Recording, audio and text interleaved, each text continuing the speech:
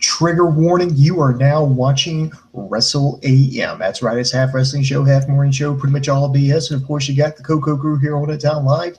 Yours truly, the sexiest man on all Everyday Wrestling Radio. That's right, boom, boom, here's Shaking the Room live from the RVA, Richmond, Virginia. Of course, join me there way across the pond there in southern England, talking about the Duke of Wellington himself, LK. What's up, buddy?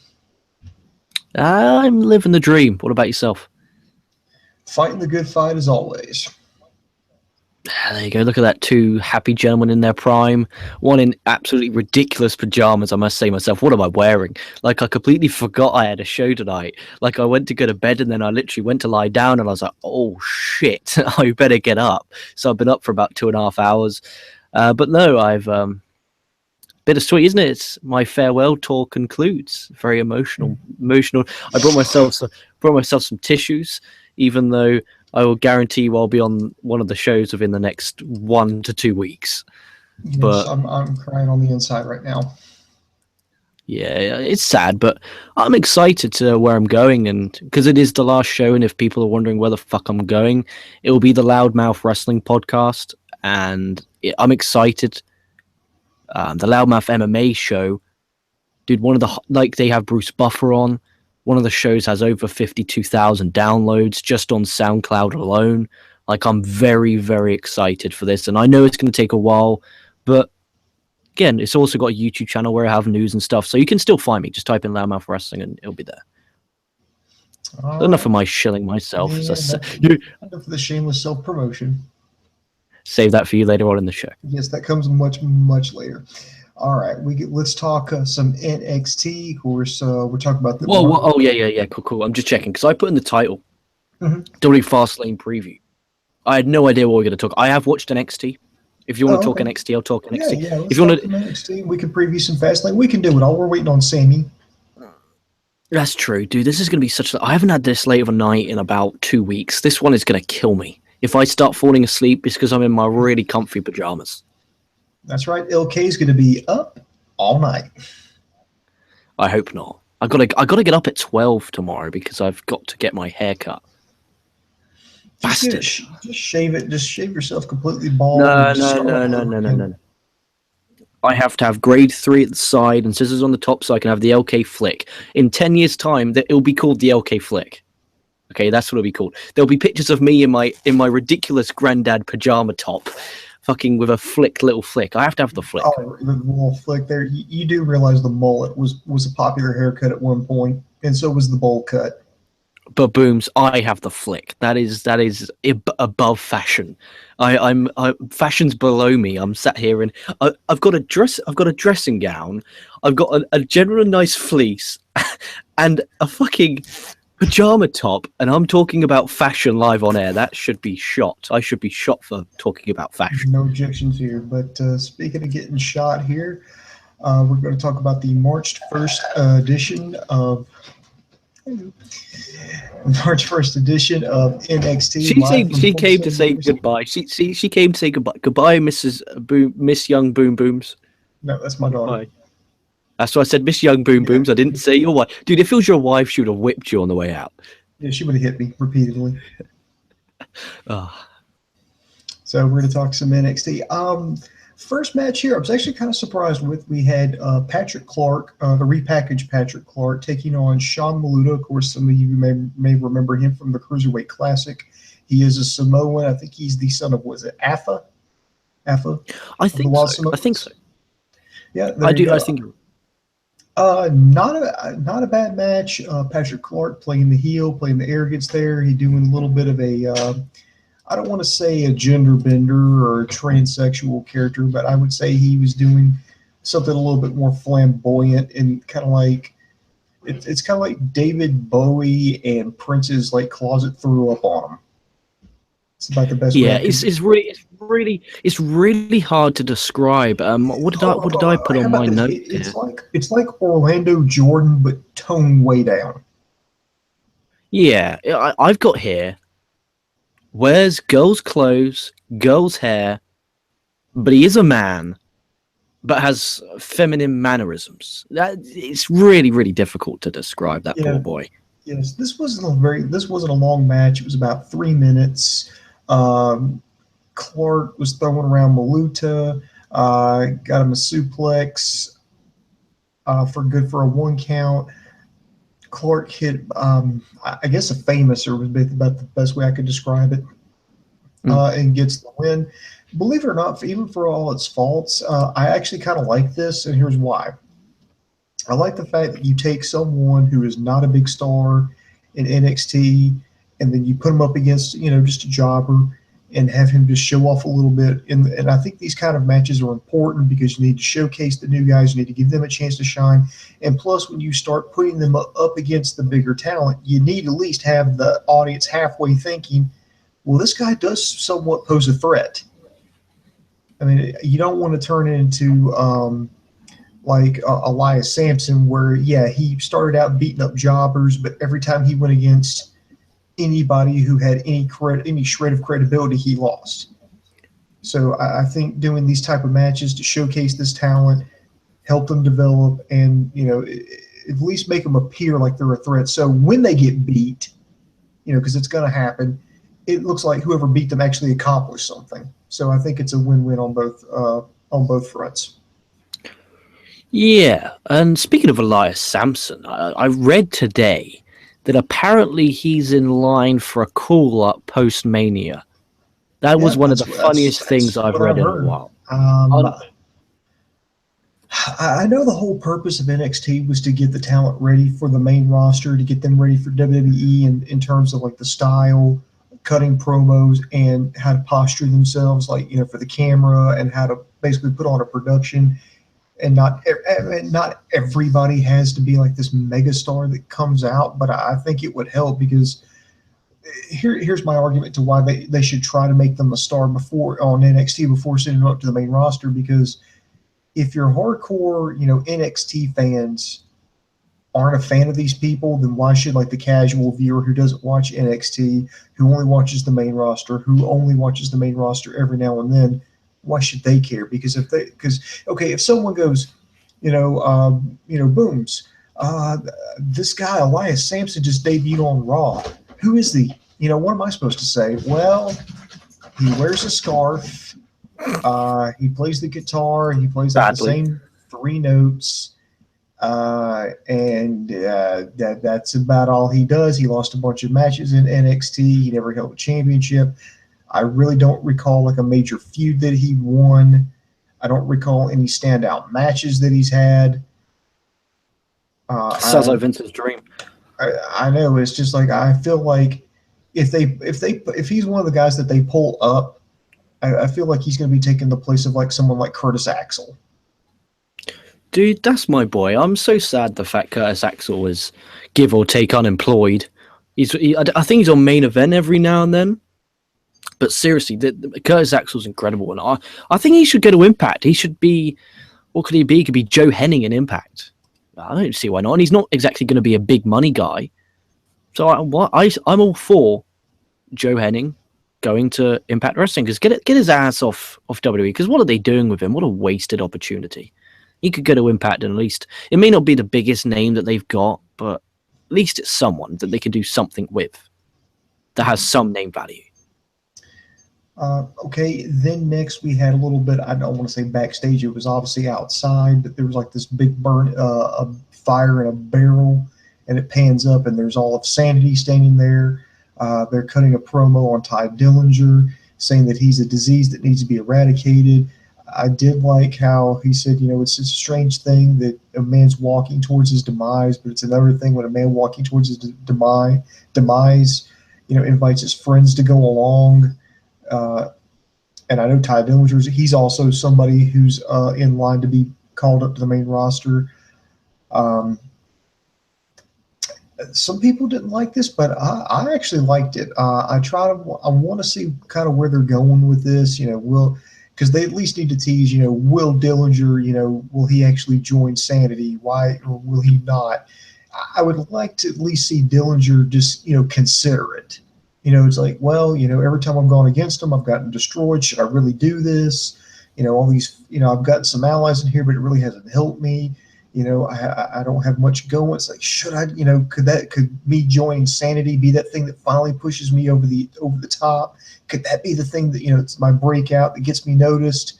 I'd at least like to see him go through that dilemma of, should I or shouldn't I, at least build up some suspense. Yeah, I like your idea, but at the same time, I don't give a shit about this. I just want to see Dillinger on the main roster now. It's like, okay, you're trying to keep him down. Okay, I get it. Yeah, whatever. I don't give a shit. He should be on the main roster now. He's more than ready. Get his ass on the Mania card. Just give him something. Unbelievable. All right, next we get to the What an imbecile. NXT Women's Championship match. We have Asuka defending against LK's Australian internet wife, Peyton Royce.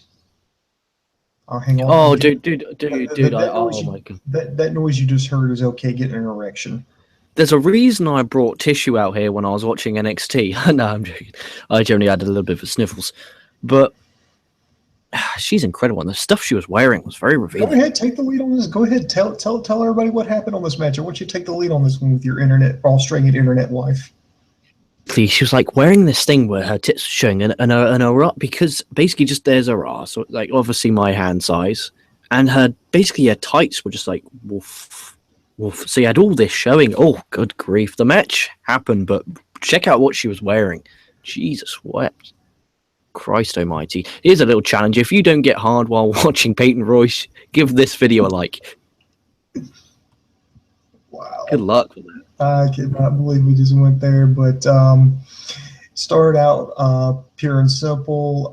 Royce, I liked it when she attacked the I think it was the arm. Yeah, it was the arm of Asuka.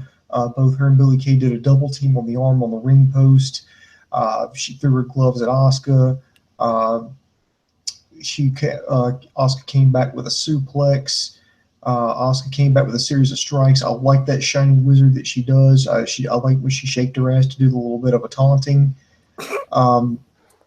Royce came back with an elbow drop.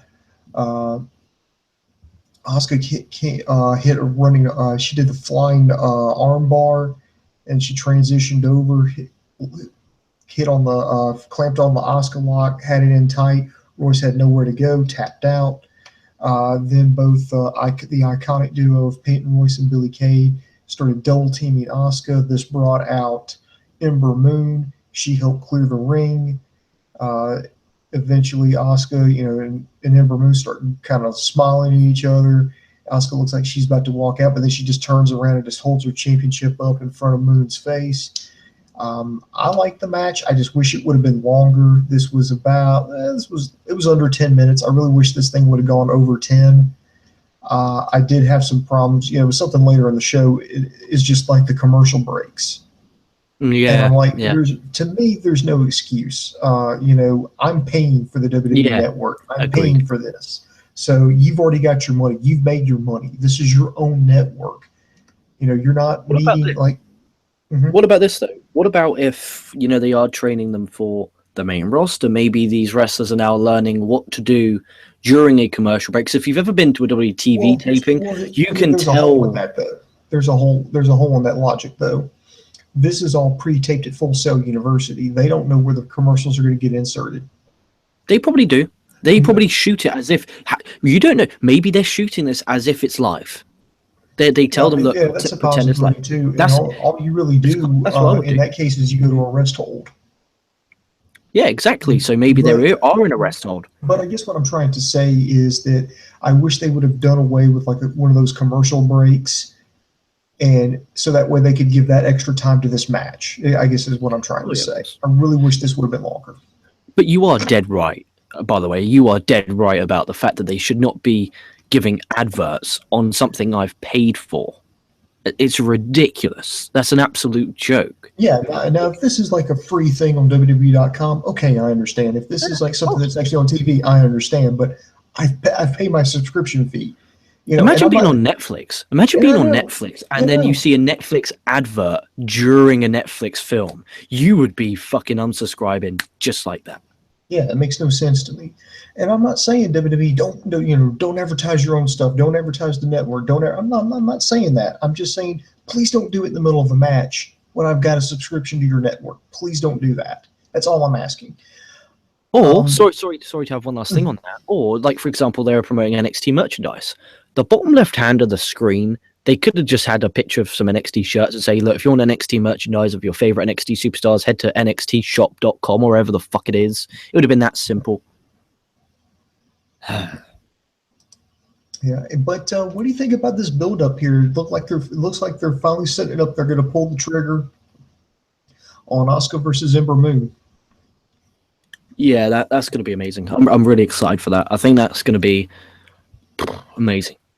Well, I mean, they've got Asuka completely built up. I believe WWE is reporting that right now Asuka's on a huge undefeated streak. She's 150-0. Really? Actually, that's a possibility because she does lots of tours. Yeah, I mean, she. If you start counting house shows and all the tours they've done, it makes sense. And she's been on the roster for over a year. And that's incredible. She's someone they've talked about moving up. Here's my question: where do you think Asuka would fit in better on the Raw roster or SmackDown roster? That's tough. That's tough because SmackDown is a lot of talking. Like they're kind of like, I don't mean to say this in a mean way, they're kind of like whores. Like they're kind of like, oh, you did this to me, no, I'm fighting you and I would fuck your boyfriend, blah, blah, blah, blah, blah. Whereas on Raw, it's like, I want the women's championship. So I think that she should go on Raw. I really think she should go on Raw. I agree. I think she should go to Raw. The reason I say that is because I believe that Raw has more women, and you have better chances for better quality of matches. Whereas if she went over on SmackDown, and no disrespect to any of those ladies there, while I feel like she would definitely get more screen time on SmackDown, I felt like the roster is a lot thinner, and she would wind up in the exact same problem that she's in now with NXT. She's a big fish in a small pond. Yeah, because I mean, if you look over at SmackDown, who have you got? You have got Becky Lynch, you got Alexa Bliss, Mickie James, Natalia, Nikki Bella. She's not going to be there much. Nikki Bella's not going to be there much longer. She's going to take a break after Mania, so that's 4. You're thinking, who else have they got? Women's Maurice. Well, Maurice, I don't know if she'll go back active again. Oh yeah, she's going to because they're going to remember they're going to put her in Mania, so she'll have to go active again, or at least for that. So, and I'm trying to think who else. Who else? Women wise, okay, Carmella doesn't count. So it's like that's like 5 to 6 women right there. But you put her. I mean, and she would. And I think legitly she would destroy everybody on the SmackDown roster. But if you put her on Raw, you've got Charlotte, you've got Dana Brooke, you've got Bayley, Sasha Banks, you've got Nia Jax. I think you've got a little bit more meat there. You know, something for her to work with. At least that's in my opinion. So as much as I love the blue brand, I still think Asuka would do better.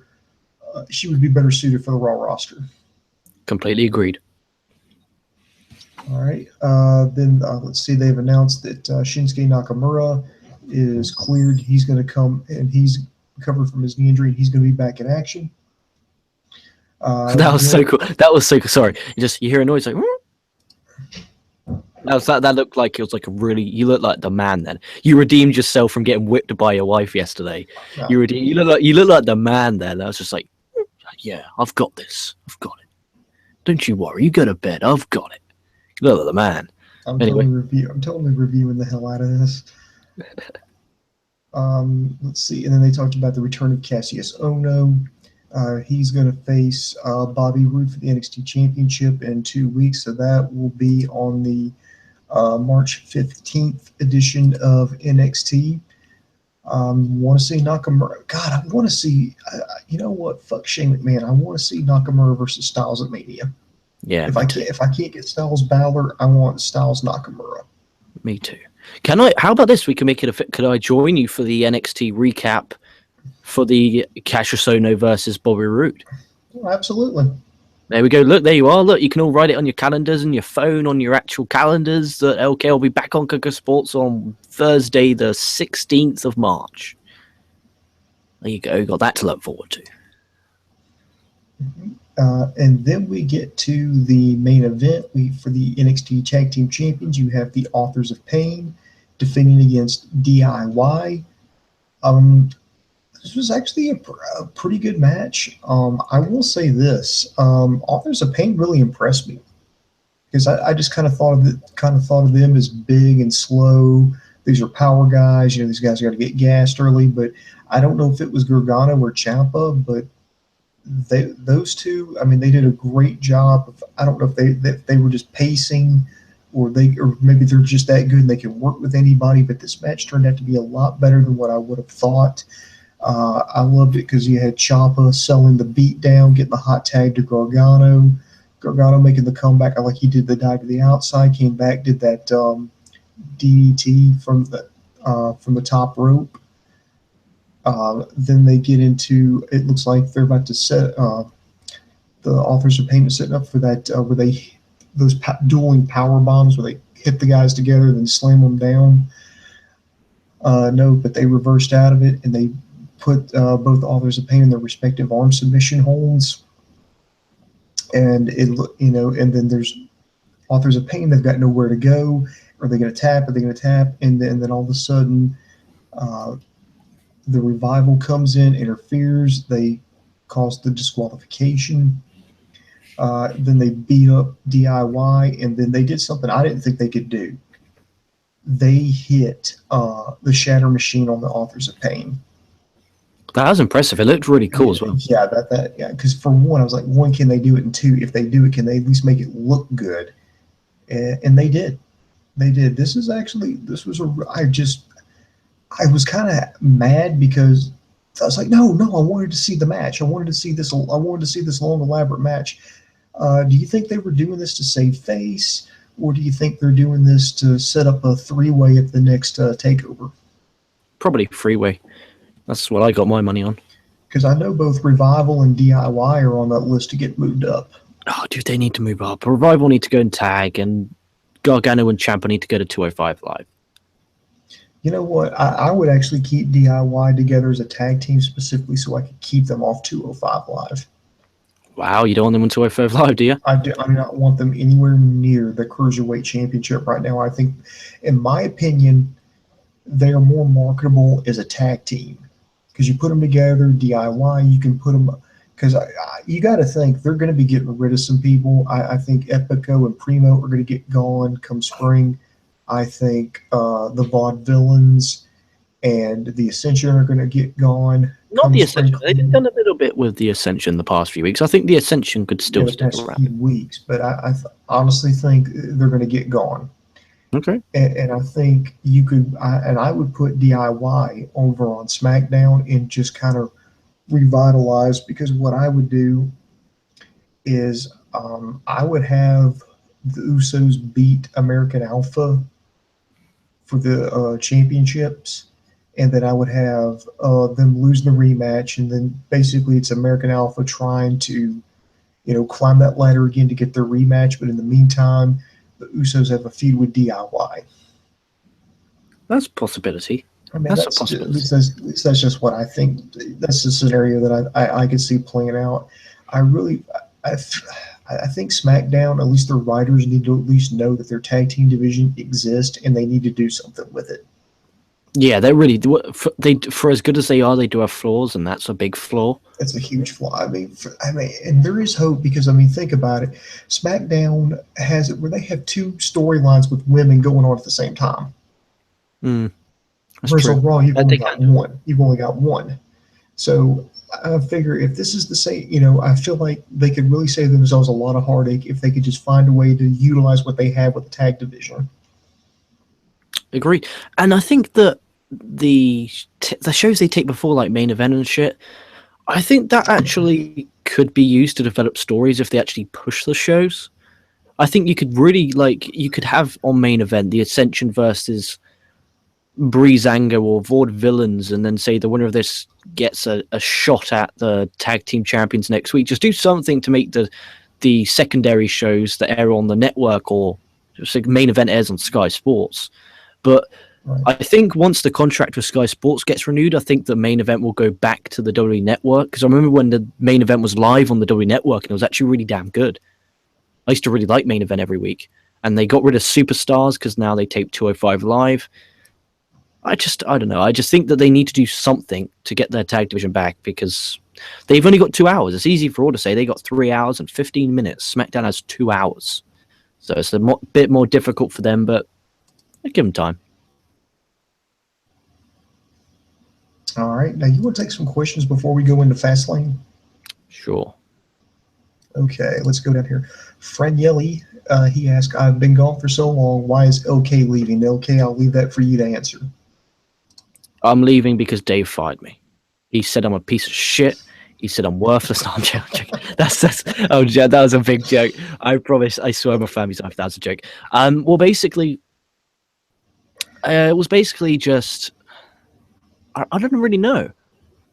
It's not why I'm leaving. It's the fact because there's not a reason why I'm leaving. Well, there is a reason why I'm leaving because I want to start doing me, as in myself, not with a. I don't mean to be in a selfish way, not with a team and a sporting channel. I kind of want to be me. And the opportunity arose because I was already doing shows with them, and then we just literally just DM'd, and then I was like, oh, well, you don't have a wrestling anything, and I was like, no. I was like, well, as long as I can get involved and dollar talks always, and it was boom. Away I went. It wasn't a decision I took lightly. I took a few days to think about it, but I can still come on as a co-host. You guys are more than welcome, as I said, to come on mine. I said this to Dave today. I said, anytime you guys need me on or want me on, I'll come on. And same goes for you guys. If you want to come on and promote Kocosports, you're more than welcome to. You don't even have to. You could just ask, and you're on. I don't have to do Raw. It don't have to be Wrestle AM, and it will be mine. Money I'll make. Setting up merch soon I'll make. It was bittersweet, but I just had to do it. It was one of those things and Booms, this is different because you've been a Kocosports original, with Dave from the beginning. With me, it's kind of been like, okay, Kocosports, okay, so LK's on there. Whereas Kocosports, when you think of Kocosports, I think of you and Dave. I swear, I think of you and Dave when I think of Kocosports. And it's like, okay, and there's loads of single shows with me on. It's like, okay, that no one really gives a shit because they're there for Kocosports. Whereas when they listen to the other stuff, it'll be they're there for me. And it's kind of selfish, but I feel that I just needed to do it. I had a good run here. I had 2 years here. I feel that I left the place as equally as good as when I started, if not better. We passed 7K subscribers, which is a personal goal of mine. I'm proud of everything I've done. I'll never, if anyone says, where have you got? Oh, I was Kocosports. On my shows, I'll say I was part of Kocosports when I moved up. Proud of Kocosports. I wouldn't be. It was hard. The message I sent to Dave was very emotional. It's all well and good saying this, but you got to remember, for nearly 2 years, every night of the week, I came out here. Every single one of them. Every one of them. Minus a few Saturdays. Because I took Saturdays off heading into the past few months, because that was the deal I had to make with my girlfriend. And it just, imagine how much time I've spent talking in this microphone in this very, very office.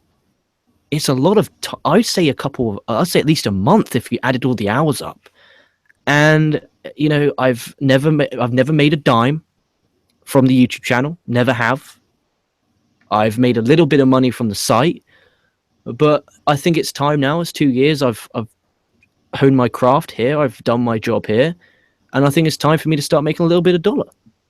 And, I've said my goal was to make, hopefully in 5 to 10 years, this to be my job. And it's the best way about it.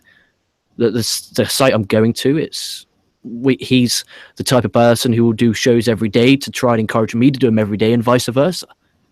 And it's time.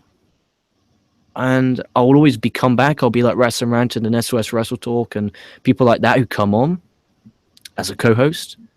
It wasn't an easy decision, but it was really difficult. And the message I sent there, I just thanked him so much because a few years ago, I wasn't. If you remember when you met me, I'm a lot different to what I am now. If I'm correct, Booms, I've grown in confidence. If you can agree or not, a lot. I wasn't insecure. I was just really nervous with people. And this is me talking real life shit. I never had the courage to do much shit, as in like I didn't like going on a till at work because I just didn't like people. I didn't like mingling with people, but coming on here and talking with you guys, because it gave me the confidence. If I could talk to someone in America and Japan on air, live, in front of people, live, like right now in front of 10 people live, I don't know who those people are. And it's just, it grew me confidence, and I grew and grew and grew in confidence. You know, I would legit say that. I would legit say this. If it wasn't for this YouTube channel, I wouldn't have asked my girlfriend out. Swear my family's life. If it wasn't for this YouTube channel, I probably wouldn't have had the confidence to ask my girlfriend out. So this my girlfriend, courtesy of Kocosports.net, in essence. And, you know, I'll always be around. I'll always be around to pop in and join the shows and have a laugh with you guys and entertain you all. Just people move on. It's a site. People come, people go. It's happened all the time with this site. There's been plenty of people who've come. There's been plenty of people who will go. Same with Kocosports.net. David Tees, he's now writing at Fightful.com, and that's his full-time job. He started at Kocosports.net. You know, it's how it is. It's people come, people go. I didn't want to, but in the end of the day, I thought that sometimes you got to do things in life you don't want to. And Dave said, if it fucks up, if I get screwed, more than welcome to come back.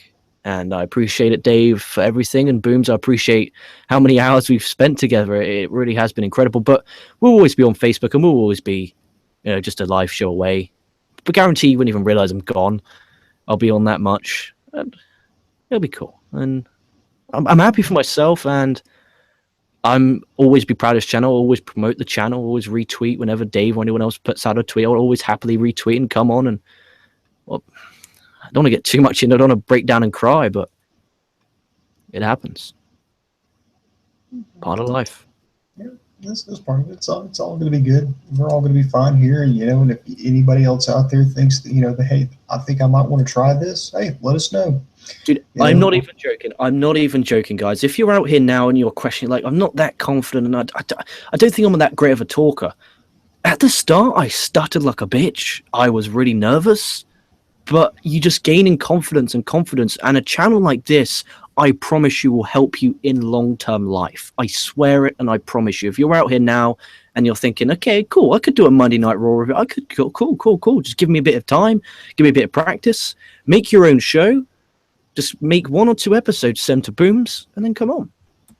Yeah, as simple as that. And the spot's open, my spot's free. Come and be the next me, and then grow yourself up for the next few years, and then you move on. And then it could be like the developmental program. Kocosports is the NXT of the professional wrestling podcast world. Yeah, and I guess I'll be the Jason Alber, the guy who will be here forever. Yeah, you'll be the guy who's there forever. You'll be the guy who's like, even when the channel's deleted, you'll be coming live on air going, trigger warning, you are watching Wrestle AM. You'll be that guy. All right, back to some more questions here. Rick 1982, he has a couple of good ones. He goes, what would be worse, Asuka losing to Charlotte or Asuka losing to Nikki Bella? Oh, Asuka losing to Nikki Bella, of course. I don't wish anyone that. You know, if I had to go, and if the guy said to me, look, you have a choice, you either stay at Kocosports or you lose to Nikki Bella, dude, I'm staying at Kocosports. There's no way I'm losing to that whore on my way out. You fucking suck my dick. Should Asuka in NXT be booked the same way Paige was booked in NXT? I guess as a dominant champion, but different circumstances. I think they just kind of out of the blue decided to call up Paige. Remember, she was the NXT Women's Champion when they called her up, and so she had to forfeit the championship. I think Asuka's going to drop the championship on the way out, as she should. Yeah, and put someone over while she's there. Put Ember Moon. All right, let's see here. You know what? I think that's all the questions for right now. But you ready to do some fast lane? We can do the lightning round. Yeah. What's Sammy doing, the bastard? We're waiting on him. I hope he has another match. He said he's running late, but he'll try to join us so we can drag this thing out. Yeah, there's 8 matches. Or you know what? I could just do some news really quick. A couple of things. We actually just mentioned Paige, so this ties in actually quite nice with it. 411 Mania is reporting that Jack Swagger has announced his first dates post WWE. Now, this is actually kind of strange here because This I've is looked on weird. I've looked on WWE.com and there's no mention of a release of Jack Swagger. As we reported here yesterday, he had actually called into a podcast and said that he had asked earlier this week. I think it would have been on like a Monday. Or actually, no, it would have been Tuesday. He would have Because we talked about it yesterday, didn't we? Yeah, he on Tuesday he asked for his release from WWE. Apparently, they weren't even in the same ballpark when it came to money in the contract. Uh, you know, so he'd asked for his release. Now there were some sites reporting that he was gone from WWE, but there was no mention of his release on WWE.com. And in fact, if you go on the Superstars page right now, he's still listed on there. Well, 411 Mania is reporting that he is going to appear on an independent show in Norwich, England this weekend for WAW. That is the promotion run by Paige's parents. Yeah, I think that's got a TV deal. I have no fucking idea what channel it's on. I have I'm like, zero fucking clue if that's even on TV in the I don't UK. know honestly, with this, with Swagger, I don't know what the hell is going on. I know he has requested his release, but there's been no indication that WWE has granted it. Yeah, that's weird. Maybe he's actually granted release. WWE's just too lazy to update their website. Nah, they're usually good at that shit. They're usually good at that shit. About to say, they're pretty spot on when it comes to like saying, okay, we've come to terms with, so and so. We wish them the best in their future endeavors. That's weird. Maybe they got to be careful. They might get in trouble for that. Yeah, I'm interested. Well, and plus, I don't know how the 90-day no compete clause works. Maybe Swag don't have that because remember, if he's been on contract for a few years, I think they've only just recently started doing that. No, it's been pretty. Or has that been around for years? Well, Okay, dude, it's Jack fucking Swagger. Like, do you think Vince is like, oh my god, what if Jack Swagger goes to TNA or New Japan? Shit me. Or what if Jack Swagger goes to WAW? That could be our competition. Like, if it was John Cena or Roman Reigns or Seth Rollins or someone like that, I'll be like, okay, but it's Jack Swagger. Like, they buried that poor boy. And everybody's like, kind of like, when it comes to the 90-day no compete clause, it's actually kind of funny because they're like, okay, but there are people like, yeah, anybody could really fight it, and there's a pretty good chance they could beat it in court. But here's the problem with that: by the time it actually got to court, the 90-day no compete clause would have expired, and it would be pointless for you to fight it anyway. And I've always wondered, during those 90 days, how are they getting paid? Are they still getting paid?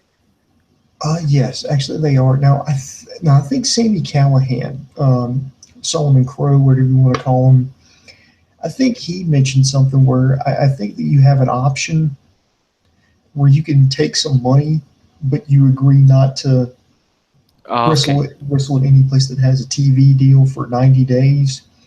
But he didn't take that deal, so he just went and worked. I think there's a few guys. I think Kurt Hawkins was actually when he originally got released way back in the day. Not now. He's still with the WWE now, but I'm saying during his original release, it's like he got his release and then he was booked on a show that weekend. Yeah, I don't blame him because if you're just coming off of WWE, then you want to make money off that. You want to make merch sales and shit like that. There are people who take the money because they want the guaranteed pay, whereas you don't know how much you can make on the independent scene like that weekend. But Solomon Crow at least knew it's like, what, I don't want your money, and he was able to get booked relatively quickly and then just get back on the independent scene. Yeah, you're fresh off WWE. That's more chance of people booking you. Yeah, and speaking of Impact, I'm actually not going to watch it this week. Because it's kind of pointless because this is like the last one. This is the last Impact under the old regime. Starting next week, as I believe is the new era where they're going to go under the. And it's actually funny because there's actually reports that Alberto Del Rio showed up on Impact, and he's in line for a monster push, which to me flies in the face of everything because they got rid of Bennett. Maria. Right. Whoa. Sorry to cut you off there. I found out something really incredible today. What's that? Mike Bennett was on 250 fucking grand a year. Wow. Fuck. How the what, Dixie, you stupid dumb whore. Like, are you fucking kidding me? 250 grand a year for Mike Bennett. No wonder why they didn't re-sign the fucker. Jesus Christ. Is that just for him, or is that with a package deal with him and his wife? I may be, but still, 250 fucking grand. Mm-hmm. So that's a big chunk of change. He was never in the main event. What he was, he dipped in and out. He wasn't the guy at the company. He was like a mid-card guy. He was pretending to be drunk last week, and he's on 250k a year.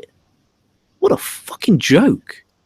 Yeah. Fucking hell. It's kind of crazy because you would think that, Impact would want to hire all these young, relatively unknown guys, so that way they could put them on TV, spend less money, build them up, and make money off their independent bookings, take full creative control, because the creative control department's one of the reasons why the Hardys didn't re-sign.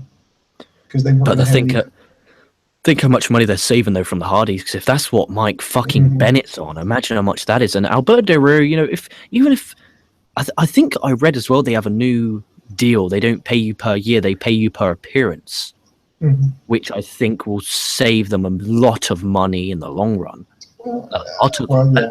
I know with the WWE, the way they're, and I don't know how Impact's contracts are structured, but I know with WWE, you can get your money any way you want it. Like, you can get, if you want to get paid weekly, you can get 1/52nd, 1/52th, whatever, of your contract. So, you can say every week I just want, a portion of what I'm paid my contract, and you space it out. Or you can get bi-weekly, or you can get paid monthly. You can do it any way you want. Now, if Impact does it per appearance, remember that's what originally ran off the Young Bucks when they were there as Generation Me. The reason why they left is because they were losing money. Because if you weren't booked, you weren't getting paid, and so if you went through a drought because I know at one point they weren't flying people from the West Coast out to to Impact. They live in California, so they weren't. So I think there was a whole summer or something that they didn't, use but here's the Young Bucks, they're this independent wrestlers. They really can't, they're with TNA. They can't really go anywhere, and they're not booked, so therefore they're not getting paid. So yeah, that's why they wanted to leave and go off and do other things. But also with the new 10%, right? So I read that they can now take whatever outside booking it is, as long as it's not on TV, unless talked about. Then Impact gets 10% of that, and they get to keep 90%. So if they're getting paid per appearance, and I did see pictures, because people are imbeciles on Twitter, of lots of new talent booms that are very new, some of them I haven't heard of, from different continents. I think next week's Impact's going to be a ballbuster, and I'm excited for this new Impact era. I want to see and plus, I believe Matt Morgan is one of the people coming back. Oh, he can fuck off. I've never given a shit about him. I never will. Sorry, I shouldn't have said that. But I didn't give a shit. That guy's a twat. I discredit myself. The guy isn't a twat. The wrestler is oh, Jesus. Well, I don't want to talk about it. I hope Jeff Jarrett, though, starts the show off by saying, I apologize for what the Hall's done to the promotion. We're starting off Impact Wrestling. And do you know that they've got a new logo, Booms? None of that parrot, or what was it? It was an owl, wasn't it? None of that owl. They've changed that, and they've changed it on the buckle, they've changed it on the apron, and they changed it on the ramp. So they've actually properly changed it now, which is good, because that owl was silly. It just reminded me of the logo for Florida Atlantic University. Dude, they probably just copy and pasted it and just changed the word to Anthem. Probably. All right, you ready to run down some fast lane? Yeah, because then if we do the first 4 matches, and then Sam could come in for the last 4. Well, hopefully he'll get home in time. But okay, let's start off at the bottom. We're going to work our way up. All right, this is the kickoff match. We're going to have a tag team match from the cruiserweights. First, we're going to have the team of Rich Swann and Akira Tozawa taking on the Brian Kendrick and Noam Dar. You tell you what, you go ahead and start us off. What do you think? What will happen during this match is I'll take this flask, I'll take the top off of it, I'll boil the kettle, I'll put a tea bag in, I'll put 2 spoonfuls of sugar, I'll put the milk in, I'll wait for the kettle to boil, I'll then pour the kettle in, I'll squeeze the tea bag, take the tea bag out, stir it, put the lid like there, lift the open so the air can come out. I'll then wait till they hear the bell ring. I'll then walk into the lounge, look at what happened, oh, okay, and then I'd put my thing right down, go upstairs, have a tinkle with my old winkle, come back downstairs, get a bag of chips out, as you Americans call them, put them on the little table, sit back, relax, and enjoy the actual pay-per-view. Oh, you mean a crisp? Yeah, we call them crisps. Crisps. Well, makes sense. Crisp, because they are. We are our chips. We call. Do you know you have fries? We call fries chips. Yes. Hence, fish and chips. So it didn't take a brain surgeon to figure that out. Yes. Do you have Fritos over in England? Fredo the frog. No, Fritos. Fritos. Yes. What are they? What are they? They are crisp, or they're sold with the crisp, but they are corn chips. Corn chips. Crisps. Corn crisps. Yes. I don't know. Let me GTS that right now. Let me Google that shit. How do you spell it? Just let me get my Google machine up. How'd you spell it? Fretos.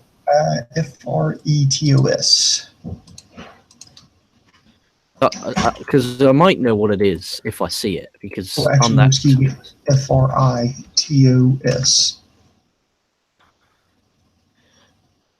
Oh, okay. Yeah, I see this.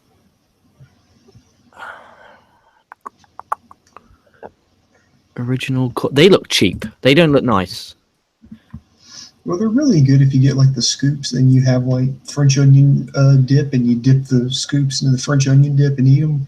I can take out like a whole bag by doing that. Oh yeah, I know these. Well, I don't know them, of course, but things. Ours is just different brands. Yeah, I was just our curious. main ones. I was just curious. Dude, type right while you're there. Type in McCoy's crisps. That's MCCOYS in your Google machine. They are the most amazing crisps. McCoy's crisps.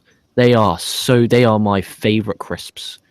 They are deep. Oh, they're nothing beats the flame grilled steak. McCoy's crisps. Nothing. They are incredible.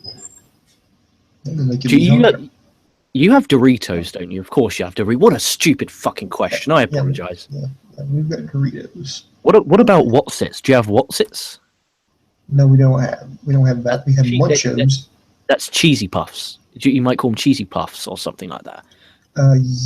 We don't have that brand, but yeah, we got cheesy puffs. We got puffed and we've got crunchy, and Cheetos has the best on that one. Do you know Toy Story 2 when the Chicken Man is eating the crisps or the chips? They're like his hands go orange because he's eating They're called Wotsits in the UK. They're Wotsits. What a silly name, Wotsits.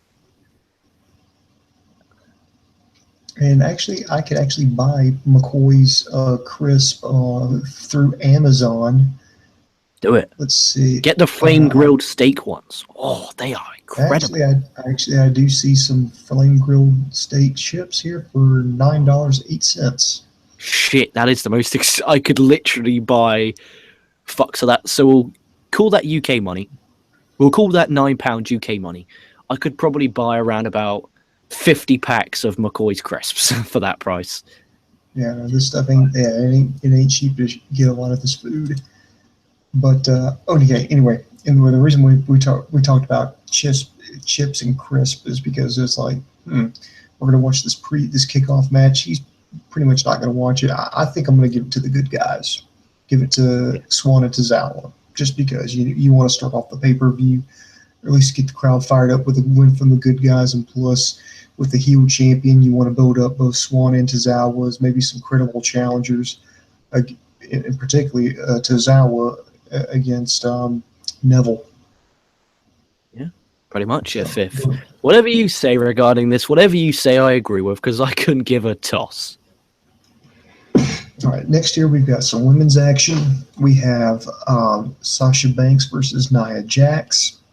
Oh, God, that's right. I hope that's halfway through the show so that I can do the exact same thing. I might be obese by the end of the show if I have to keep eating all those McCoy's flame grilled steak crisps. Fucking hell. Unbelievable. I don't care about this, and I don't even want to talk about it. It's just depressing. Like, what's the build up for this? What is the build up? There hasn't been any. I just want to know what the end game is. I'm keep thinking. I mean, what do you do? I mean, do you have Sasha Banks win and get her back in contention? Do you have I think they're going to go. I think they're going to have Nia Jax win because they should. But then, the only thing I can say is, that was funny. We both stopped and then started. Well, this is going to give away. Well, I'll tell you what. I'll explain why a little bit later. But I'm going to go with Nia Jax. I'm the opposite. I would go Banks because then she can get her receipt. She hasn't had a receipt yet, so she could do it with using the ropes as leverage or something. Just she hasn't had a receipt, and that means she's jobbed to her twice. And but then again, that's what you want. If you said Banks to win, I would not moan against you. And if you said no, Jax to win, I wouldn't moan against you. It's really difficult. But if push came to shove, I would pick Jax. But at the same time, I see the perspective of Banks because she hasn't had that receipt yet. She hasn't had that big win yet. It's not a big win. It's fucking irrelevant. But maybe it won't even end. Maybe it'll end in DQ or something.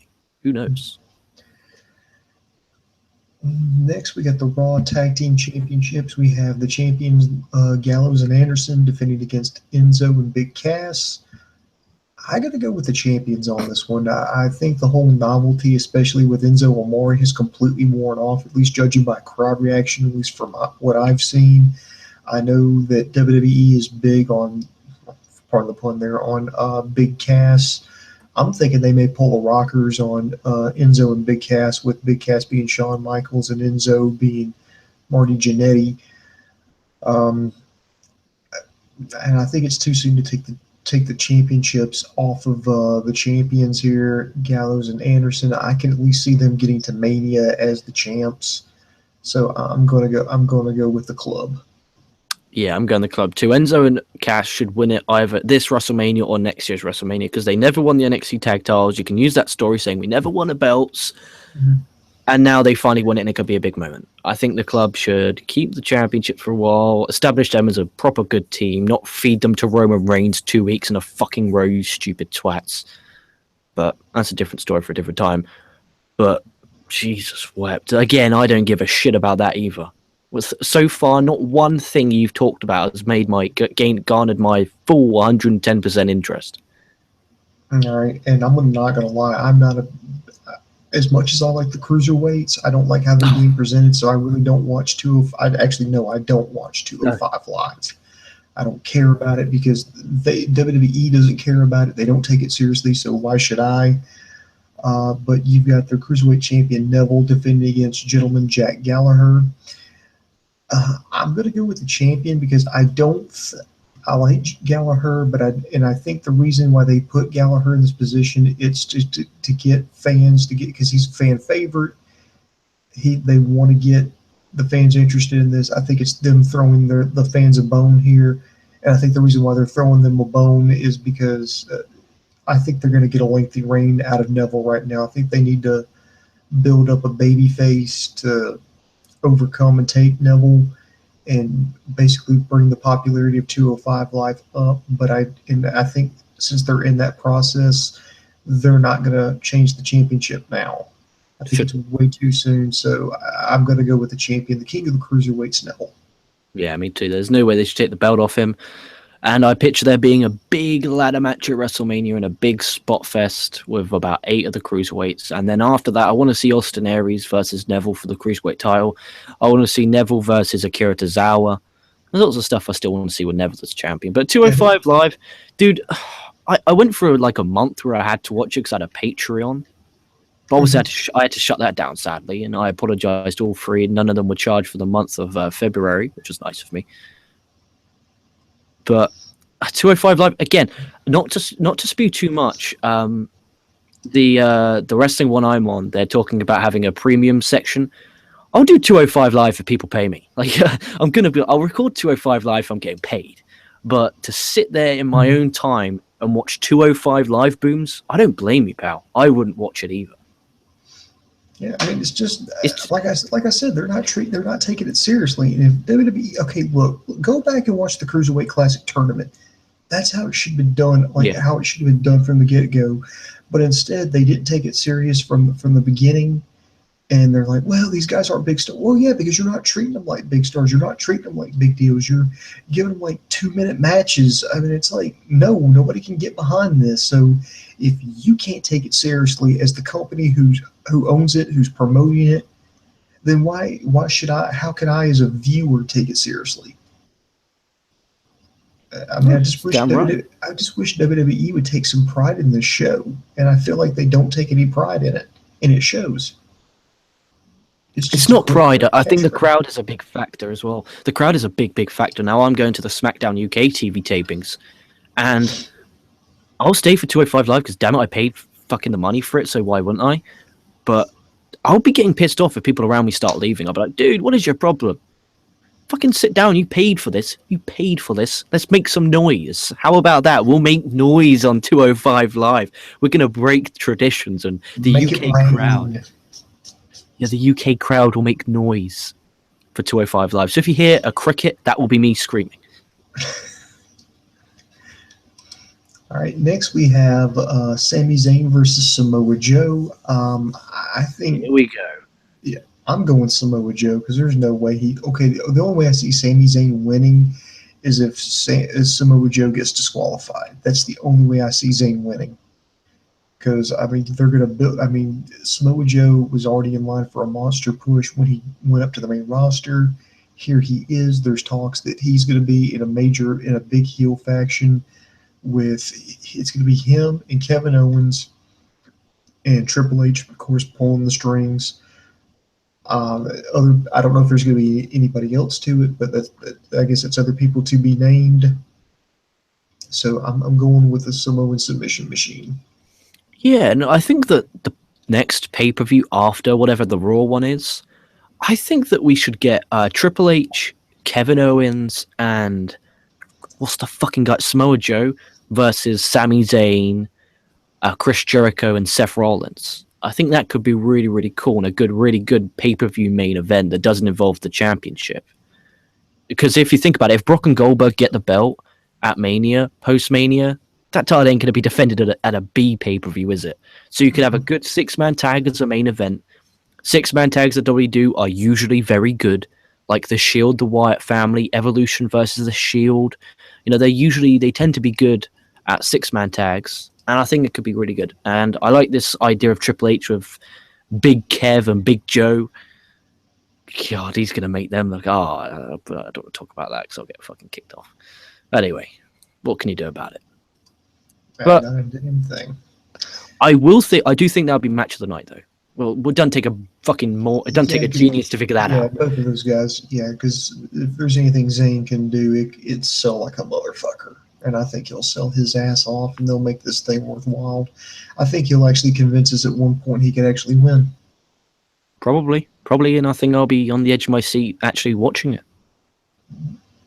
All right, next is for the Raw's Women's Championship. You have the champion, my homegirl Bayley, taking on the former champion Charlotte. You know what? I think they're gonna. Here's what I think is going to happen. I think that Charlotte Flair is going to keep her streak alive. She's going to be undefeated at pay-per-view. She's going to beat Bayley. Bayley is going to go against Charlotte in the rematch at Mania. And Bayley's going to be the one who's to snap her win streaks at pay-per-views. I don't know why they decided to give Charlotte like this weird streak, because at this point she's going to be a 16-time champion by the time they hit SummerSlam. I'm the opposite. I think that to protect the belt, because of the amount of time it's been flip-flop and flown around, you have Charlotte win via disqualification, and the reason it's just disqualification is because Sasha Banks and Nia Jax and Banks are getting involved. That way, you set up the 4-way. Charlotte's undefeated streak on a pay-per-view continues because she won via disqualification. There you go. Sets up the Mania 4-way. I still see the rematch happening at Mania. I wouldn't be against it, but No, Jesus, I'm not against it either, but I just see that how many happening. titles? What was the point of having Bailey win the belt then? Why have Bailey win the belt? Just do another rematch. Do something. Do WWE do this? A number one contenders match that Bailey won. So now you do Bailey versus Charlotte. She loses again, and now she's like, she then thinks she's defeated. She never thinks she could win, and then when she does beat Charlotte, it will mean that much more in the show of shows at WrestleMania. But they're going to do a 4-way. I'm pretty convinced they're going to do a 4-way. All right. Well, we'll have to wait and see. Next, we have Roman Reigns versus Braun Strowman in the I Don't Give a Fuck match, because I honestly don't care about either one of these guys. We've said this for like 6 out of 7 matches we've talked about so far. And this is a pay-per-view we've paid for. I guess, well, they're building up Braun Strowman as the next monster, but they want Roman Reigns to look strong. I'm going to go Roman Reigns just because I think he needs to get the receipt on Strowman. Right, this is my fancy booking, and when it happens, know that I made this happen. Right, so Roman Reigns and Strowman, they go at it for 10 minutes, they're staring at each other's face like, come on, bring it on, they want more, and then the lights go out, Undertaker stood behind Reigns, he slowly turns around, sees Undertaker, goes to stare down, the lights go back out, they come back on, Taker's not in the ring, Reigns then turns back around into a power slam from Strowman. Strowman gets the win. Reigns is then pissed off. Next night on Monday, comes out and says, Taker, this isn't your yard anymore. I'm Roman Reigns. I'm the big dog. I'm the big dog. I am Roman Reigns. I am worshipped by every Indian alive. I am the big dog. Happen. Taker, get your ass out here right now. And then they challenge. They have a match at WrestleMania. Off we go. Well, I think he did a better booking job than all of WWE creative on that one. That at least makes sense. I mean, you give Roman Reigns the out, you have Braun Strowman get the win. He looks strong. And then you perfectly set up Roman Reigns versus Undertaker. So yeah, that's a pretty good scenario there. Then we get to the main event. We have the Universal Champion Kevin Owens defending against Goldberg. And we already know how this is going to end. We know what they're going to do. I fucking hate you, WWE. Kiss my ass. But yeah, it's going to be Goldberg, the man who's damn near 50 years old, beating a red-hot Kevin Owens for the Universal Championship so he can go to Mania as the champion. Fuck you. Kiss my ass. Good night. What about this? What about this? Jericho comes out. Everyone's like, oh, he's going to attack Kevin Owens. He then code breakers Goldberg, causing a disqualification. Kevin Owens like, what? Are you like? He pushes him like, what? Like, we're not best friends. Like, he can't even get the mic. Say, look, we're not best friends. Didn't you get the hint? I smashed your head through a monitor. And then Jericho looks at him, goes, I know. And then he hits the code break on Kevin Owens, picks up the Universal title, stands over Kevin Owens, holding the Universal title up in the air. The crowd are going, Y2J, this is awesome. Holy shit, you deserve that. Yeah. And then you have Goldberg versus Brock Lesnar, which is already a main event. Now you have Kevin Owens versus Jericho for the Universal title, and now that's a main event because it's for the Universal title. There you go. And you swerved people, which doesn't ever happen. And it'll be amazing. And that also sets up a Goldberg match in the summer between Goldberg and Chris Jericho. Yeah, but here's the thing. Do you think they're going to you think they would actually bother putting the Jericho Owens match with the Universal Championship on the line? Because at that point, yeah, I think you have to have Owens win. Is that where they really want to go with it? Dude, what a dominant champion. And then when Baylor comes back, when Baylor beats Owens, it will be good. Perfect. Because Baylor never lost the belt. Perfect story. Perfect story. Perfect story. I would love that. I would absolutely adore that. Because Goldberg and Brock Lesnar does not need that belt at all. That match is the draw. Period.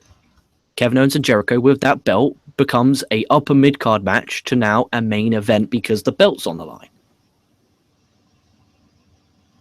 Simples. All right. Well, there we go. Let's see here. There's really not much new other than Chauncey Bullock going, oh, Brother LK, Brother Booms, I knew you'd come. Victor Varela, he says that what I call chips, what you call crisp, they call those nachos in Puerto Rico. Nachos. Did he say nachos? Yeah, nachos. I think you can actually buy nachos in England. Some of them are called nachos. Now, nacho. When I think nachos, I'm thinking bare minimum, like their tortilla chips covered with like melt with hot cheese and maybe some jalapenos.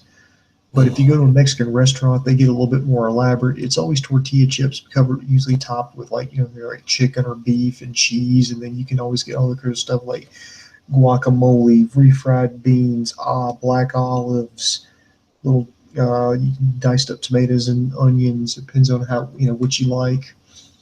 All kinds of stuff just piled up. Oh, it's great. You're making me hungry. Yeah, let's Big go get time. Mexican. Let's go get Mexican food. I don't like Mexican. I'm not allowed over in Mexico. Apparently, I should be helping building some wall or something like that. I don't know what that old toy. What has Trump fucked your country up yet? Because I don't follow the news. Yeah, it's a good thing that you don't. But no, we're still here. Fucking hell. He ain't done too bad yet. God, that was such a work. Hey, Trump worked you all. And you all voted. Trump didn't want to be president so bad. He said some of the most disgraceful things on live international television, and you still voted him in. That's fucking. And then the people who voted him in are the ones moaning that he's in power. What a fucking joke. I'm just like, well, look who he's running against. It's like, okay, you can vote for puke or you can vote for poop. Yeah, you're right. Actually, you're right. And I can't talk. We voted Brexit. Like, I can't talk. I voted out of EU. Well, I can't talk. You voted to get the hell out?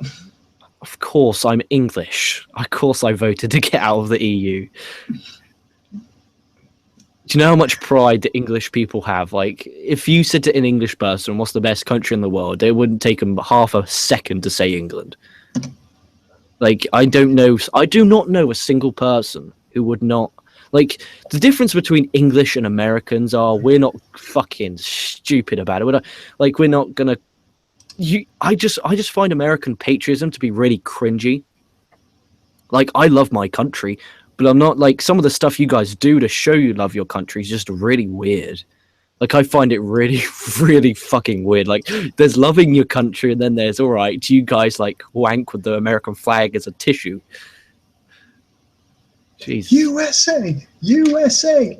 Oh, yeah, dude. Like, if like, there was an England versus whatever match, in a wrestling match, there would never be an England chant, ever. Yeah, that's another thing I've always noticed. Like, the rest of the countries in the world aren't that, they just don't have that like straight up chant. It's like because it's fucking gay. England. Yeah, we have that. We chant it that at soccer games because soccer games is all about the atmosphere. Wrestling, if it's like an English guy versus USA guy, we don't go England. Like, no, we don't. We don't do that because we're men. We're civilized men. Look at me. I'm in my fucking boy in my striped pajamas. We're men. We're still stuck in the 1960s. Well, some of us are, minus the roadmen, but thankfully Liv Morgan wasn't on the show. But damn, no, it's just strange. Like, I think the problem is Americans love America too much. Like, I love England, but I'm not gonna like be weird about it. Like, really weird about it. Like, they're just weird. Like, what a weird country. I'd never live there. It's too big. You're asking for trouble. Yeah, but so you get a little bit more rowdy because you're chanting for your individual teams. You're chanting for Manchester, for Leeds, for Chelsea, for Leicester. Yeah, of course. Cheering for that rather than just, well, I guess if it's like a World Cup. Oh, by the way, you're like your Olympic soccer team in the World Cup. Is that like the best players from all your teams, or is that like a different thing? In the World Cup, we have the best players. In the Olympics, we send our fucking jobbers toward the Olympics. Because do you know why? The World Cup, the players get paid. The Olympics is voluntary. You're getting our jobbers of the jobbers. So you're getting, next year, you could have me turn up. When the next Olympics, you might have me in that football team. All right? Like, generally, no one gives a shit. Like, I didn't even follow it because it didn't mean that, like, I guarantee if you looked at the UK TV ratings, the football would have been, or the soccer would have been one of the lowest viewed because no one gave a shit. No one gave a flying fuck. Footballers do it for money. All right? Once you learn that, it'll be all good. Well, you know what you call an Englishman in the World Cup finals? What? A referee. Huh. I'm sorry, I couldn't resist. I'll let you have that one. All right, let's take a look. I don't think we've got any more questions here. Victor Varela says Neville should be in that faction. He was talking about the one with Big Nose, yeah. Kevin Owens and Samoa Joe and I get Triple H. Neville, no, man, yeah, it would make sense because you want to control all the gold. Why not go ahead and put your heel champion in that faction? Sounds good to me. All right, let's take a look here. I think there's a few more news items. I'm trying to see if Sammy can pop in real quick. So let me check. There's actually a couple more things news-wise I wanted to check out. One is that it looks like they're kind of nixing like the main event push for Luke Harper, and it looks like they're going to realign him again with Bray Wyatt, which I think is was just a damn shame. Because I mean, he could have went out and done his own thing, but Randy Orton splits up the Wyatt family. He turns Luke Harper on Bray Wyatt, and they go through like a little bit of a feud here, and then all of a sudden, now that Orton is just pretty much revealed his true colors, it's supposed to be like, okay, let's pretend nothing ever happened. So this will be the second time that Luke Harper's broken away from the Wyatt family, only to go right back to it. Yeah, it makes him look like a bit of a sap of crap, doesn't it? Poor boy. And plus, I should note that Eric Rowan is about cleared to come back, so we can see a complete reunition of the Wyatt family. Does he have to? Does Luke Harper have to cut? Not Luke Harper. Does Eric Rowan have to come back? I was perfectly enjoying the Wyatt family without him. Well, if you're a wrestling fan, you know that Eric Rowan is just one of his favorite wrestlers, maybe in the whole wide world. What's up, Big G? What'd it do? Big Gary. We were just talking some wrestling news. We were talking Fastlane. We were talking NXT. We've been talking about potato chips. We've been talking about the World Cup. We're talking about the Brexit. We've been talking everything. Why are we talking about the World Cup? I thought we only talked about sports on this channel. Oh.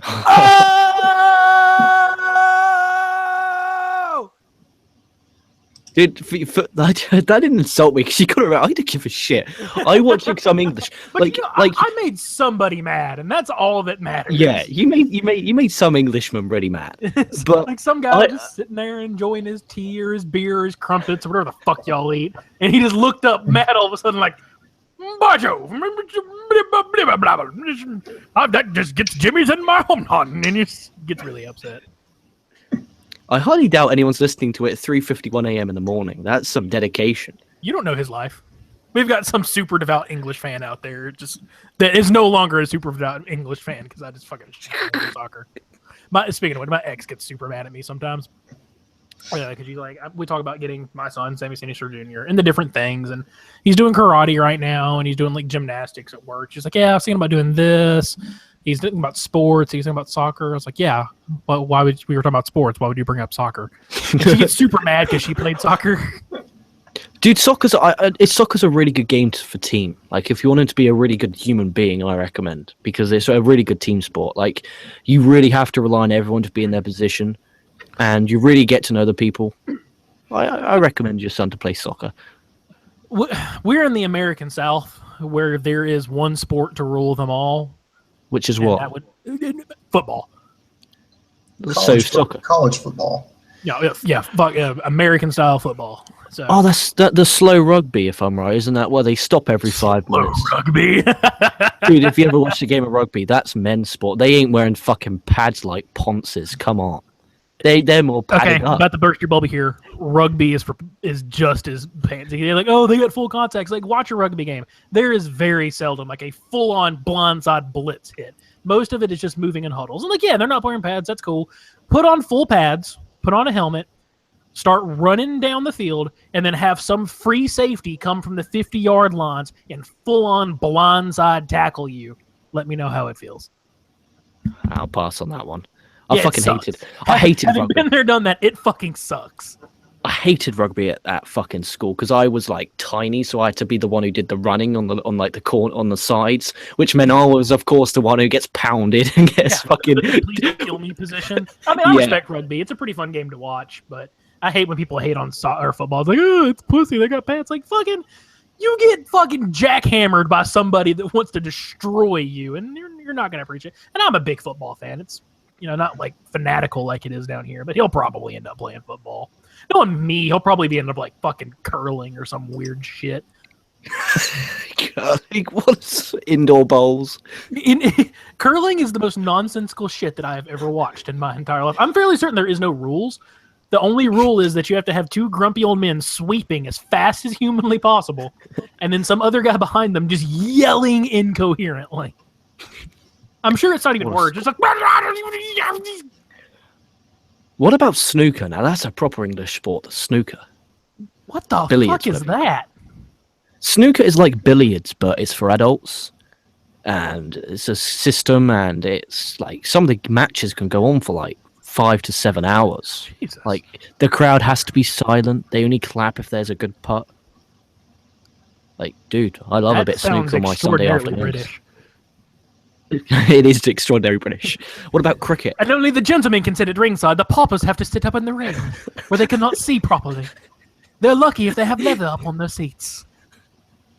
No, dude, every seat has leather. We have the best, only the best of the best of the best, sir. I have yet to figure out why I have just this fucking weird ass image of England in my head. I think just because it makes people mad that I have that idea, and it's hilarious to me. It doesn't. It only makes people mad if they're roadmen. Like there is. I would class myself a traditional Englishman. I'm sat here in my dressing gown, my boy in my striped pajamas, pajama top. I got a flask of tea. Like, what more do you want? I got my handkerchief. We're all sorted. You're gonna keep pulling stuff from off screen and be like, and here's my crumpets. Dude, there's my walking stick. There's my walking stick that my friend got me for my 18th birthday as a joke because they used to call me Granddad at school. It was better than what they called me in junior school. I used to get called Gandhi. Gandhi? Mahatma Gandhi. That was my nickname in junior school. How the hell did you end up with a name like that? I have no idea. And I couldn't tell you live on air. Okay. I apologize, ladies and gentlemen, viewers, to like all two of you that are still watching this, that I just came onto this show like a goddamn hurricane and completely derailed everything. We literally were just about to wrap up. You're lucky you came on. Yeah, I was hauling complete ass to shovel food in my face and get off work to be able to jump on here. Yeah, because you're still managing a strip club, right? Yeah, pretty much. For y'all that are not in the know, Alabama has a gentleman's club, if you will, that is called simply Sammy's. So for the last 10 years, since I've been known as Sammy, I get called a lot like, oh, so you run that strip club? Like, motherfucker, do you think I'd be talking to you if I was running that $1 million industry? Go fuck yourself. You should call yourself Silicon Sammy, and then you could have like some just, all fake. Like, so show me your tits. Or show me your knockers, you silly bird. Oh, Jesus. That made me feel dirty just thinking about it. It's awful. I don't know if I could look my son in the fucking face if I had to tell him that. Oh God. I've got new. I don't know. I can't remember what I saw, but I have office rules now stapled up over there. It says, office rules: take your rubbish and put it in the bin where it belongs. Stop putting your cans or any drink on my desk. I have important paperwork that does not need to be sticky. Thank you, Mub. If you do not comply, office lock will be changed. Oh, we might get copyright strike for that. Sega. Sega, that is fucking Nintendo, you uncultured swine. Dude, I'm English. We don't play these old games. We're into the PlayStation 4s and the Xbox Ones. Well, we are over here too. It's just me and Booms are ancient, so we remember like back in our days. Back in 80. Yeah. Need to bring back the NES. You know what? I wish all these fucking kids today could have a fucking NES Classic and play the games that we grew up with, and so they know just the frustration of it. What I call an NES fit. Oh, you swear to God that the game is fucking cheating, and you're ready to throw the controller through the TV. Yeah, you're just sitting there, just people are like, oh, Dark Souls is super hard. Oh, fucking. You gentlemen have super hard. obviously And those never games played are me at hard. FIFA. So what? You guys have obviously you've never played me at FIFA because that's what I make people feel. That's what I make them feel. Yeah, the like feeling FIFA, of rage. Those games can be challenging. Try and play Castlevania the original on the NES and get 2 levels in without contemplating complete genocide. You will hate the world. But then that's like me saying, like, when I was younger, mine was like, I had the PlayStation 1, which I had the original WWF SmackDown. I had Formula 1 1999, Crash Bandicoot. That was fucking awesome. Crash Bandicoot was kick ass. And then I had the original Xbox, which I used to have Hitman, Max Payne, Medal of Honor. And then I had the PlayStation 2. Then I had the PlayStation 3 and PlayStation 4. Fuck the Xbox. If I wanted a Microsoft, I have a laptop. Oh, wait, I got a laptop now. I want a games console, so I'll get a Sony PlayStation 4. Dude, Now the video can get disliked because I dissed Xbox. you need to play the original NES because every game was pretty much the same. You have 3 lives. You use all those, you go back. Yeah, to the fucking without having really been there, played this, and you can watch a bunch of shut-in YouTube people doing Let's Plays and stuff like that. But there's just, like Boom said, there's this intangible level of frustration that you get from playing certain Nintendo and Super Nintendo games that it's uncalculable. The amount of, like, I've probably taken years off my life playing Rygar, or God knows Castlevania 3, which personally I think is harder than Castlevania 1. Weren't we talking about wrestling at some point in time on this podcast? Yeah, we were, but we were about out of it, and some reason we started talking about crumpets, soccer, and now video games, and frankly, I like it. Speaking of wrestling and video games, fucking SmackDown, or excuse me, WCW versus NWO Revenge for the N64. Oh, I have played that because it came out on PlayStation 1. And that was a really good game. Fuck down on that game. It was a good game. God, there was one Raw. I think it was the first ever Raw game on PS1 and the first SmackDown game on PS1. I wore those out. The first SmackDown game on the PlayStation 1 is the single best wrestling game I've ever played in my whole entire life. Nothing will ever beat it. Period. End of story. WWE2K25 will not touch it. I remember one of the worst ones I ever played was WWF In Your House for the PS1. That sounds bad. God, it was horrible. That was bad. Which SmackDown game had Fred Durst as an unlockable character? Who? Fred Durst, lead singer of Limp Bizkit, was a playable character in a SmackDown game. Probably Just Bring It, wasn't it? Because there was loads of tracks on that one. Oh, Jesus fucking Christ. Yeah, I think there was one, because I know there was one mode where you could like put together your own faction, and I think the computer randomly selected for me, it was Matt Hardy, Chris Jericho, and Rob Van Dam, and they did like this one intro where Fred Durst would accompany you to ringside, like he would drive you out in a car and he'd be literally bouncing around the car like he just smoked a shit ton of crystal meth. But I don't know if he was unlockable though in that one. But I know which one you're talking about. I love the creator wrestler mode. It was awesome. So I know one thing that me and Booms talked about we're going to give you as a going away gift. Oh no, I'm not getting my cock out. Something that we know is near and dear to your heart that we hear about you talk maybe on the regular. So we just want to give you a little something. Okay. All right. You ready? Ready. You deserve it. Oh, dude, you deserve it. I can't hit both of you at the same time. I can't beat both of you. Oh. I've already had that. Well, I had that on Monday, and now I get it on Thursday. Come on now. We figured you deserve it. You This deserve is it. awesome. This is awesome. This is awesome. I got the participation award. Yay! Thank you all. Thank you all. Jesus, if there's anyone still watching this, God bless you. The funny thing is, I'm already scheduled with you guys in 2 weeks for the NXT recap, so it's not like I'm fucking gone for long.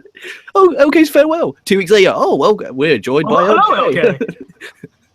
And for again, and me and Booms will make a video soon. Hopefully, discussions. I think me and Booms are going to try and do maybe a once a week show. and just recap everything. So it won't necessarily be a review show per se. It will be us going over like this week in wrestling, if you will. It'll be talking about everything we've watched, everything we've been through, and what we think, some news stories, stuff like that. Kind of a more traditional take, but that is going to be incoming. So just be on the lookout for that, because we're not going to go anywhere. It just might not be as often as we have been in the past, because, well, me and Booms are old. We have big real-time jobs. I'm in the process of getting promoted and moving, so that's going to put a severe damper on what Where I are can you do. moving to? Dude, I'm moving to Opelika. I'm getting promoted. Oh, God. You going to cow country? Yep. I'm going from the hood to fucking rural place, Alabama. I'm pretty sure though Boobs could still do his SmackDown and NXT and Lucha and Impact recaps. So you'll get your fair share of shows. Internet. We're going to put out as much as we possibly can. Mm-hmm. Of course. We'll do everything we can. It's just I'm pretty much putting a ban right now on Raw and 205 Live. Fuck Yeah. Yeah. I don't blame you. I've put the cap on it. Dude, how bad is that when I'm like, you know what? I'd rather watch Impact than Raw. Impact's not that bad. I think that's a common. I'm saying historically. Yeah, of course. Yeah, if you look at it from that way, then yeah. But what can you do? It's actually kind of funny because I know the longest time me and Dave we banned TNA. Yeah, we're just like, no, we're done with it. It makes no sense. And we just I remember that. Then we tried to give it a chance. I do remember that. Nope. And like you talked me into watching, I'm like, okay, I kind of like. And now I think I've definitely got an excuse to watch it next week because they're new everything. Yeah, so I'm definitely watching. How was TNA tonight? If y'all watched it, I didn't watch it because it was a lame. I heard it described best. It was a lame duck show. Okay. Because it doesn't really matter because Jade's gone, Mike Bennett and Maria gone, Hardy's gone. To me. I mean, they're just a lot of people are gone, and they're starting over. They're going to start over. I mean, let me ask you this, Sammy. I think I touched on this last night. If you're in charge of rebooting, TNA, what do you do? Do you shoehorn in storylines? Do you come out and say, okay, here's the deal? I mean, what do you do? I'm going to be a little vague in this, and that I think you have to do something new. Because doing something new is how you get over. Look at Lucha Underground. Lucha Underground did something completely different, and it works. TNA doesn't necessarily need to do that route, but what got them to the place they are now, and the reason they've got a lot more viewers back, like people like me, people like you that want to write or watching, like, oh, this isn't a bad product after all. It was Matt Hardy. It was almost solely on the shoulders of Matt Hardy. And now that he's gone, I don't think you can turn your back completely on what he did to get it over. So you still have to keep some quirkiness, I think, and keep it story-driven. How you do that, I don't know, but I don't think you can go the Ring of Honor route. I just don't think you can do it because Ring of Honor's television is unwatchable. But Jeff Jarrett, Scott D'Amore, and Dutch Mantell are traditionalists. They're purists. They're pro wrestling guys. There's a reason, Jeff. Right, do you know Mike Bennett's spot on the card? That Dixie Carter, that dumb whore, was paying him $250K a year. Jesus. Fuck. For Mike fucking Bennett. Jesus wept. Unbelievable. No wonder why they fucking had so much financial bullshit. Stupid bitch. I hate that woman more. I hate her more now she's left than she did when she was running the joint. But alas, yeah, I don't know. They've got to do something. I think, those guys are traditionalists, but I think they're smart enough to know that you can't just be like, you just can't put on like an indie show on television and then have it work. Ring of Honor's their pay-per-views are great, which is why they're watchable, but their television's terrible. And they need to stay away from that route, and they need to stay away from trying to be WWE light. I don't know what that is yet, or they've got to do something different, and I don't know what that is yet. I think having Noah there might help them some. Yeah, again, purist traditional sport. Noah, I've seen little glimpses of things that happen I haven't seen the results or the matches, but I've seen the talent that are on the event, and I won't name them because I'm not spoiler guy. But one of them, I think you touched on earlier. I'm not really sure, but one's a really big name, and the others are guys who they've signed who I've never heard of before, but look fucking incredible, and I reckon could have really great matches. Because you know, you can sometimes you can just look at someone's like, oh, he's going to be amazing. You can just look at them, and there's this luchador guy who looks fucking incredible. You know, I'm a sucker for Lucha Libre. Exactly, well, you're going to like him then. So that's some for the X division. I don't want to give out the guy who's the big guy, the big draw. Yeah, don't give it out. But I mean, I'm going to give it a fair, honest shot either way. It's just with me, if there's a way you can make it that old idea that what is old is new again, maybe that's what you need to do. Maybe you need to make it like more traditional, but do something that makes it stand apart from what is with the Fight Network and everything else in FlowSlam is kind of becoming a saturated medium now. Yeah, and they've got a decent amount of eyes on them. They need to do something to make themselves stand apart. Agreed. Yeah, and now I mentioned this a little bit earlier in the review here, but TNA has done, or excuse me, Impact. I need to call them Impact going here forward because that's what they're going to be known as. So I'm trying to phase out TNA, so forgive me there. Impact has done something kind of confusing to me. They've gotten rid, like I said, they've got rid of the Hardys. They've gotten rid of Bennett and Rhea. They've gotten rid of Jade, because they're, they don't want to spend the money, but yet they turn around and they're going to hire someone like Alberto Del Rio. And then they're also spoiler. That's really funny. I spent so long trying to avoid that. I'm really glad I stopped paying attention for like 10 seconds because I did not hear what you said. Well, I don't know what his capacity is going to be, and I don't know how much. And I know he's charging more. I'm not sure I want to because I think I want to be surprised.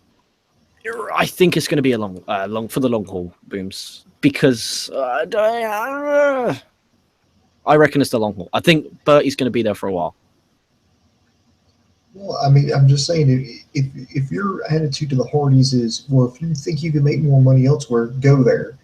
Or Bennett, you're making too much money, you got to go. And then you take, Bertie, and you're just like, yeah, come on in, we'll make you champion. To me, that doesn't make any sense. Yeah, but if he's not charging 250 fucking grand, and if it's a new pay per appearance, not pay per year, save a bit of money. Plus, he has a bit of a better name value than Mike Bennett. Mike Bennett, I've never honestly been terribly impressed with, even in his Ring of Honor days or his New Japan days. And think about it, with this other guy, you can then maybe float into the country where he's from as well to get maybe a TV deal in that country. Use it as leeway to get money and shit. I think it's a good for TNA. Either way, regardless of how they decide to proceed with this, I'm really excited to see what they're going to do. Yeah, me too. Do you think it would be smart maybe to try to get some kind of deal like with Conan's Crash promotion? Because the Hardys popped down there in Tijuana.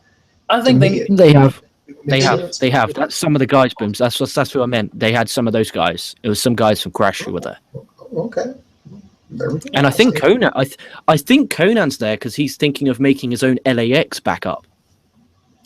I think they need to get as involved with as many different people as they can. Truth be told. Agreed. So, y'all ready to wrap this bad boy up? Because I could sit here and talk about wrestling for another hour, but I know our sleepy Englishman needs to probably get some rest. It is very, very, very, very, very late. Boom, do you want to take us home? Okay, I'll wrap it up, everybody. I want to thank everybody for joining us here. Be sure to subscribe to us on YouTube, Facebook, and Twitter. You can always check us out in the meantime at Kocosports.com, KOCOsports.com. It's your home for combat sports. It's where the world goes to kick ass, and most importantly, where it's okay to be a passionate fan. Now, we've got plenty of reviews in the can, Raw review in the can, SmackDown review in the can, NXT review in the can. We've got coverage of Fastlane coming up this weekend. I don't know. New Japan's actually got something coming up soon. We'll try to get some coverage of that. And, of course, we'll start all over again on Monday night, or at least coverage of Monday Night Raw eventually, maybe. We're going to get some things sorted out. So that's going to do it for us. I want to thank everybody who joined us. I want to thank Sammy, especially want to thank LK. Good luck to you. I know you'll be back soon, but won't be quite the same. In all seriousness, I wish him the absolute best. I wish I wasn't losing him that this opportunity, I think, was just too great for him. We're desperately going to miss him. I know you guys are going to miss him. So say super sappy shit on our comments. Make him feel all sad about leaving. Dude, I want so many sappy comments that I cry. Send me them on Please, Twitter. that's our goal. Say something so nice that fuck LK has no chance but to just ball his beautiful British eyes out. There you go. So thanks, everybody. The boom just went bang, and I am out. Whichever.